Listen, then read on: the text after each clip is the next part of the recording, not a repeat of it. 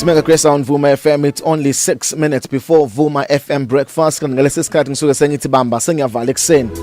Bamba ke sengiyavala ngaphambi kokuqala usuku lakho namhlanje bamba sengiyavala ekseni. Ivesi elilodwa nje kuphela incwadi kaDeuteronomy chapter 1 uverse 6 wakhona uJehova uNkulunkulu wethu wakhuluma kithi eHorebe wathi sekuyisikhathi eside nihlele kulentaba phendukani nihambe. Lona verse kuphela ngicela ukukunikeza lona namhlanje kuseni as you are starting your day.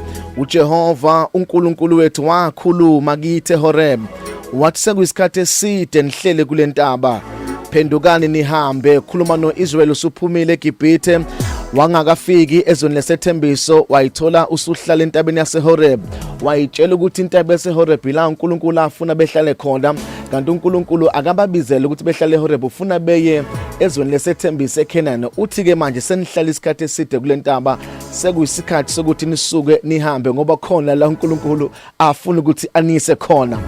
Sesiside isikhathi nihlele kulentaba sekuyisikhathi sokuthi nihambe.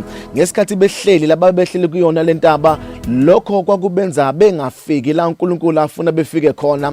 Lokho kwakubadeleyisa ukuthi besheshe befike eKenani uNkulunkulu akafuna ukubabeka khona ngoba uNkulunkulu emqondweni wakhe wayenendawo engcono akafuna ukubabeka kuyo kodwa bona bayithola sebe comfortable kulentaba bayitshela ukuthi la babizelwe khona kanti kukhona la uNkulunkulu afuna befike khona ufuna bebheke eKenani. Namhlanje ukuthi angikhulume nabantu abathile abahleli ezintabeni ezithile zabo ezibadileya ukuthi bebona amandla kaNkulunkulu esebenza empilweni yabo. Abanye kufuna ngabe sebephumelele empilweni yabo, abanye ngabe imithandazo yabo isiphenduliwe kodwa kukhona intaba abasehlele kuyona. Abanye nje bahlele entabeni ukuthi mabebona abanye bephumelele empilweni bavele bebe nomona nabo bengababuzi nokuthi baphumelele kanjani. Leyo ntaba usuhlele kuyo isikhathi eside uthi omunye mayephumelele ngamshayeli izandla kodwa kunokuba umncome umshayeli izandla wena kodwa vele ube nomona naye. Iyona ntaba le kuphazamisile yenza ukuthi uNkulunkulu engavula iminyango empilweni yakho. Abanye nje babanjwe intaba yokuthi bayahluleka ukuxolela sebehlala isikhathi eside namagquba ababamba enhlizweni yabo abakwazi ukuxolela abantu abathile. Uthi uNkulunkulu ekseni sewuhlala isikhathi eside kule ntaba sekuyisikhathi sokuthi manje usuke ngoba khona la uNkulunkulu afuna ukukuyisa khona kodwa wena usahlele entabeni yongaxoleli. Omunye akamkhulumisa umakhelwane wakhe sekuphela u20 years naye akasazi nokuthi konje babe bangeni babexabana bebangani. Intaba ohlele kuyona ebambelela impumelelo yakho ebambe nokuphumelela kwakho nokuya kwakho phambili sekuyisikhathi eside uhlele kuleyo ntaba. Ngiyacela namhlanje kuseni ke usuke kwintaba ohlele kuyo uthi uNkulunkulu sesiside isikhathi uhlele kuleyo ntaba ake usuke manje khona la uNkulunkulu afuna ukuyisa khona.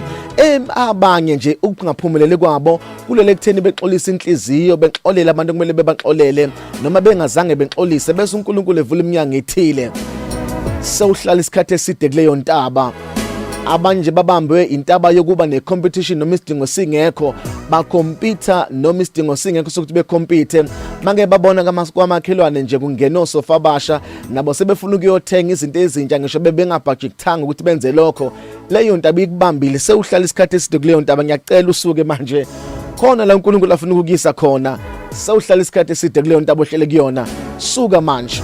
Abanye babanjwe intaba nje yongabaza abamkhola uNkulunkulu ukuthi engayenza lento akafuna ukuyenza empilweni yabo. Sewuhlala isikhathi eside entabeni yongabaza suka manje uhambe khona lapho uNkulunkulu afuna ukukuyisa khona.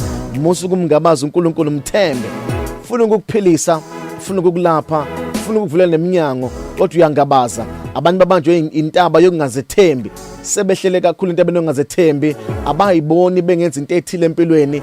Leyo ntaba iyababambezela ibambezela impumelelo yabo. It's been too long. It's time to break forth and move on and move forward and trust God in the midst of everything. Uvumela uNkulunkulu kuba uyena okholayo. Sewuhlala isikhathi eside kuleyo ntaba sekuyisikhathi sokuthi manje usuke uphume ukuze uzokwazi ukubona amandla kaNkulunkulu esebenza empilweni yakho. My name is Phumlani Nkwanyana. You are blessed, you are favored and you are set apart. Good morning, Mega Grace Nation.